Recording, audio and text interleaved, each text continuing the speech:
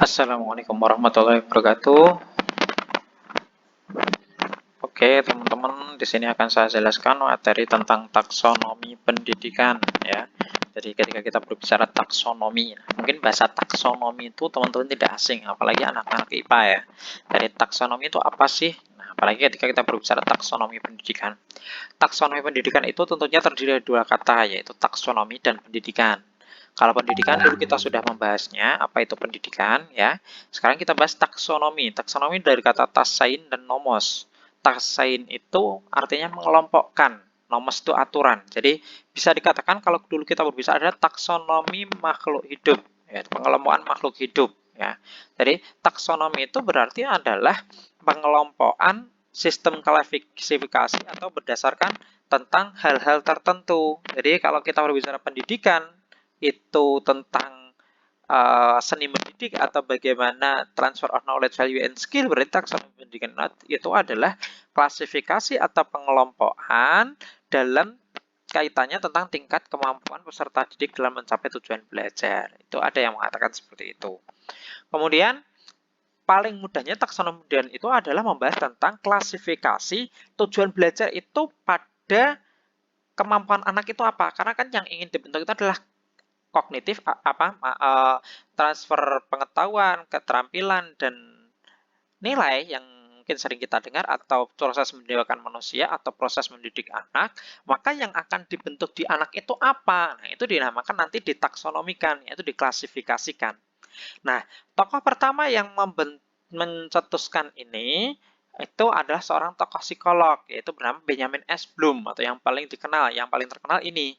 Jadi, bersama teman-temannya ada Engelhardt, Fars, Hill, dan Cadwell tahun 1956, ini mencetuskan adanya 3 domain yang tadi saya sering singgung ya, sehingga banyak yang memaknainya dalam proses pendidikan itu adalah transfer of knowledge, value, and skill, atau transfer kognitif, afektif, dan psikomotorik. Nah, jadi oleh Benjamin S. Bloom ini atau yang terkenal dengan istilah taksonomi Bloom itu ada 3 ranah dalam pendidikan yang harus dicapai, yaitu kognitif, afektif, dan psikomotorik. Ya, adanya taksonomi fungsinya untuk apa? Sebagai acuan untuk menganalisis tujuan pembelajaran. Jadi tujuan pembelajarannya itu apa? Kalau tujuan pembelajarannya adalah membentuk pengetahuan, maka penguatannya adalah pada kognitif. Nanti sampai pada apa? Apakah kemampuan anak untuk membaca, ataukah anak itu bisa mencetuskan teori, atau apa tujuannya? Nah, itu fungsinya untuk itu. Kalau pada keterampilan, anak ini bisa apa? Mahirkah, atau bakatkah, atau apa? Kemudian yang lain juga sama dalam segi afektif, apakah anak ini nanti menjadi kepribadian ataukah apa, itu tujuannya jelas. Nah, untuk yang kedua fungsinya adalah menyamakan bahan ajar supaya sesuai dengan tujuan yang ingin dicapai. Jadi materi dengan tujuan itu supaya sama. Kemudian yang ketiga adalah kesesuaian antara tujuan dan evaluasi. Jadi apa yang digunakan untuk evaluator atau alat untuk mengevaluasi itu sama dengan tujuan pembelajaran. Kemudian yang terakhir yaitu kesesuaian antara bahan ajar dan evaluasi. Kalau materinya A, berarti alat evaluasinya A. Itu fungsinya di situ. Jadi nanti kalau mengukur anak itu kemampuannya dalam menghafal, ya nanti berarti alat tesnya anak diminta untuk menghafal. Bahasa mudahnya itu. Itu fungsi taksonomi pendidikan. Nah, taksonomi pendidikan sendiri pada tahun 1956 oleh Benjamin S. Bloom itu pada ranah kognitif atau domain kognitif itu ada 6 level, yaitu dikenal dengan C1, C2, C3, C4, C5, dan C6. Ada pengetahuan, pemahaman, penerapan, analisis, sintesis, dan evaluasi. Ini kalau digambarkan menjadi bentuk piramida. Jadi paling dasar itu pengetahuan, yang kedua pemahaman, yang ketiga penerapan, yang keempat analisis, yang kelima sintesis, dan keenam evaluasi. Nah, kemudian tapi pada tahun 2001 itu direvisi oleh siapa? Oleh tadi yang sama, oleh yang bersama-sama membentuk pertama dan muridnya, yaitu oleh Lorin W. Anderson dan David Caldwell, itu mengeluarkan sebuah tulisan bahwasanya taksonomi Bloom-nya itu yang kognitif itu levelnya harus ada revisi. Karena apa? Alasannya karena adanya kebutuhan pengetahuan-pengetahuan dan pemikiran baru dalam sebuah kerangka kategori tujuan pendidikan. Yang awalnya itu berupa kata benda karena pengetahuan, pemahaman, penerapan, analisis, sintesis, evaluasi, itu harus dirubah menjadi kata kerja.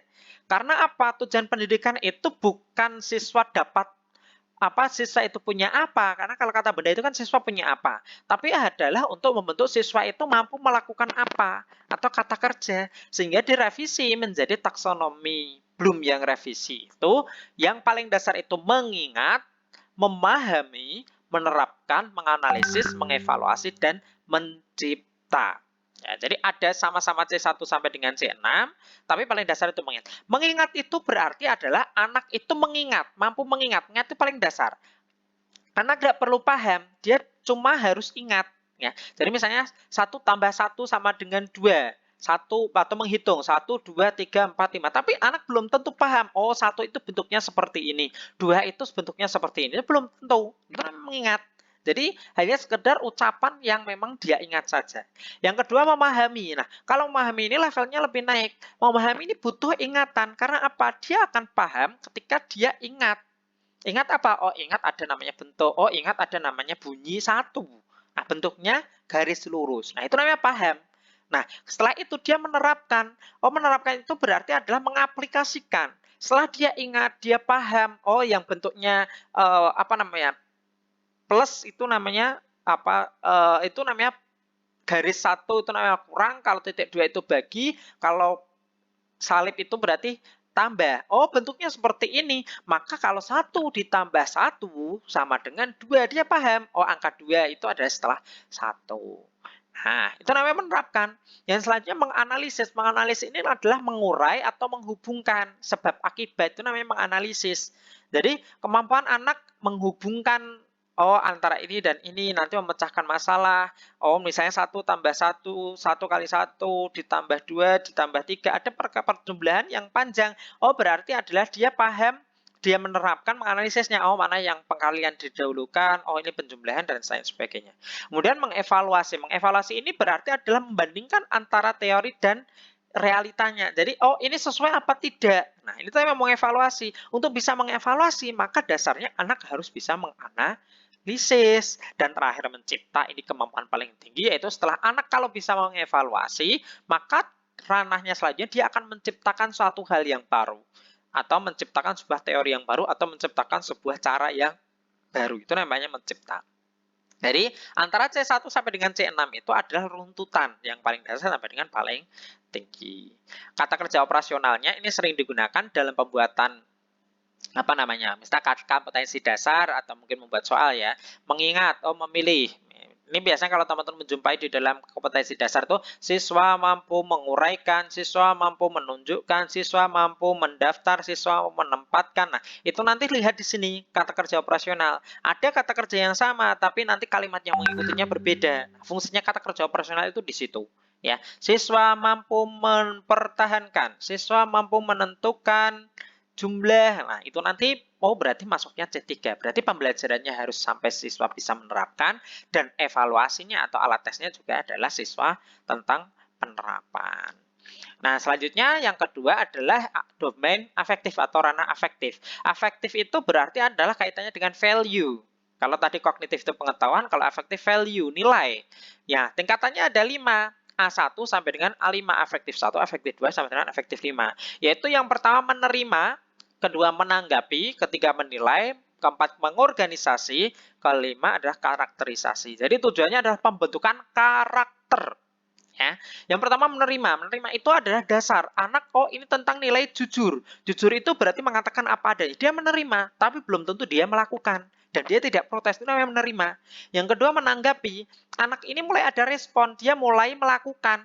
Tapi belum tentu dia tahu apa manfaatnya dan tujuannya. Hanya dia ikut-ikutan saja. Tapi dia sudah mulai mau mempraktekkan, oh jujur itu seperti ini.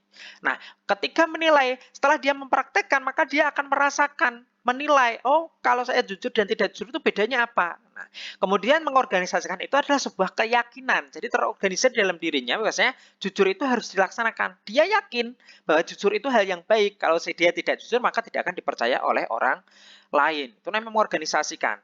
Yang terakhir akan terbentuklah sebuah karakter. Karena diulang-ulang terus-menerus, maka terbentuklah sebuah karakter. Ini kata kerja operasionalnya sama ya, sama digunakan biasanya pada KKO. kompetensi dasar. KKU ini digunakan pada kompetensi dasar. Kemudian yang terakhir adalah domain psikomotorik. Domain psikomotorik itu ada, kalau awalnya itu ada 7. Yang pertama persepsi, kedua kesiapan, ketiga mekanisme, keempat respon terbimbing, kelima kemahiran, keenam adaptasi, ketujuh organisasi. Jadi persepsi, kesiapan, mekanisme, respon terbimbing, kemahiran, adaptasi, dan organisasi. Tapi yang banyak digunakan dan bisa dipahami itu miliknya RHDEV. Ya. Jadi yang digunakan itu ada 5. Yang pertama meniru atau imitasi, yang kedua manipulasi, yang ketiga presisi atau ketepatan, yang keempat artikulasi, yang kelima pengalamiahan. Jadi bagaimana membuat untuk gerakan yang natural ya, atau menjadi bakat. Yang pertama meniru imitasi. Imitasi itu adalah anak melakukan dengan meniru, atau misalnya guru memberikan contoh atau orang tua memberikan contoh, anak menirukan, atau setelah melihat contoh dia mencoba meniru. Nah, itu namanya meniru. Jadi dia tidak akan bisa melakukan tanpa melihat terlebih dahulu atau sambil melihat. Yang kedua manipulasi. Kalau manipulasi itu tidak harus melihat, tapi dia mungkin membaca prosedur, dia mempraktekannya, tapi hasilnya belum bagus. Jadi meniru dan manipulasi itu sama-sama hasilnya bagus, tapi kalau meniru itu harus melihat, manipulasi itu tidak melihat. Nah, yang selanjutnya itu presisi. Dia bisa mempraktekkan dengan sempurna, sama persis, dan bagus. Itu namanya presisi. Yang keempat itu artikulasi, dia akan mengkolaborasikan atau mengkombinasikan dengan gerakan lain. Sehingga akan tercipta gerakan yang bisa dikatakan hampir menjadi ciri khas. Nah, yang terakhir maka akan menjadi naturalisasi. Gerakan inilah yang menjadi gerakan ciri khas dirinya atau menjadi karakter yang terbentuk di dalam dirinya. Itu atau bakat lah bisa dikatakan. Kemudian ada juga miliknya hero. Ada gerakan refleks, gerakan dasar, gerakan persepsi, gerakan kemampuan fisik, gerakan terampil, gerakan indah, dan kreatif. Ini KKO-nya sama, misalnya di kompetensi dasar siswa mampu menyalin, nah itu namanya meniru. Jadi menyalin itu kan praktiknya berarti anak menyalin tulisan yang ada di buku Latin atau apa. Nah, itu saja untuk taksonomi pendidikan.